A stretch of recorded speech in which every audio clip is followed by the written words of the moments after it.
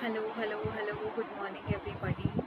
So now we have studied about AS3 in the last video और इस video में हम AS3 के जो भी प्रीवियस ईयर क्वेश्चंस आए हैं उनको देखेंगे। तो सबसे पहले briefly explain the significance of AS3। ठीक है, तो हमने सिग्निफिकेंस एक्सप्लेन करनी है। So we have done it here. We have written the definition of AS3 and then we have written the significance कि इससे हमें ये पता चलता है कि एंटिटी कैश जनरेट कर पा रही है या नहीं। ठीक है, वो कैश कहाँ कहाँ यूटिलाइज कर रही है to watch and to the timing and certainty of the cash flow. Liquidity condition पता चल जाती है। ये पता चल जाता है कि रिपोर्टेड प्रॉफिट और एक्चुअल कैश फ्लोज में कितना गैप है। फाइनेंशियल प्लानिंग में हेल्प करती है, कंपैरिजन में हेल्प करती है। इन सब की वजह से जो यूज़र है वो डिसीजन ले पाता है और बाकी एक कैश की ओवरऑल स्ट्रक्चर्ड अंडरस्टैंडिंग मिल जाती है।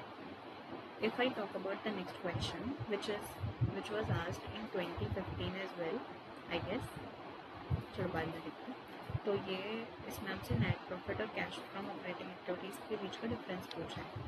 तो नेट प्रॉफिट में क्या है, आपके फाइनेंसिंग और इन्वेस्टिंग एक्टिविटीज़ में आ जाती है, लेकिन कैश फ्लो ऑपरेशंस में क्योंकि ऑपरेशन को कैश फ्लो ही हटा देते हैं। इसमें नॉन कैश आइटम्स भी आ जाते हैं जैसे कि डेप्रिसिएशन और प्रोविजंस, इसमें नहीं आते। इसमें आउटस्टैंडिंग एक्सपेंसेस भी आ जाते हैं लेकिन इसमें नहीं आते। They are due but not paid, so they are recorded in the accrual system but not here.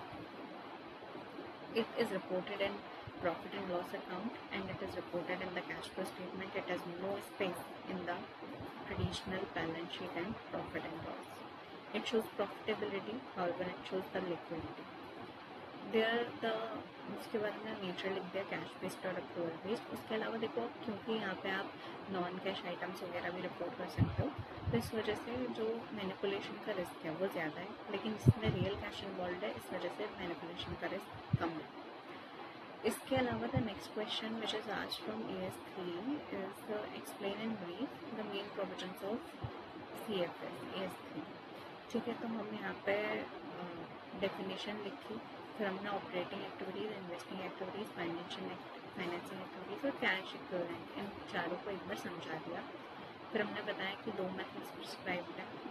ठीक है, फिर हमने बताया कि फॉरेन करेंसी कैश फ्लोज को कैसे डील करना है। On the date of cash flow जो भी पैसा आएगा उस डेट को जो एक्सचेंज रेट है उस पर हमें रिपोर्ट करना है। एंड नेक्स्ट हमने पढ़ा कि नेट बेसिस पर रिपोर्टिंग वैसे तो अलाउड नहीं है, लेकिन दो केसेस में जब अलाउड है। ठीक है, उसके बाद हमने डिस्क्लोजर्स के बारे में देखा, जो डिस्क्लोजर्स की जरूरत है। So these in that way in 150 words हमने ब्रीफली सारे प्रोविजन को एक्सप्लेन कर दिया। ठीक है, और उसके बाद फिर ये क्वेश्चन 2015 में जो पूछा गया, ये 2020 में उसी का रिपीट पूछा गया था। जस्ट आपको लैंग्वेज को चेंज कर देंगे कि yes I agree that cash from operations is not same as PAT because of these reasons, right? So this is a repeated question, and with that we finish our AS3 के previous year question. Now in the next video I will refer to the AS4, right? And AS4 को पढ़ने के बाद, दो AS4 से अभी तक कोई क्वेश्चन नहीं पूछा गया है, I will just check once again. No.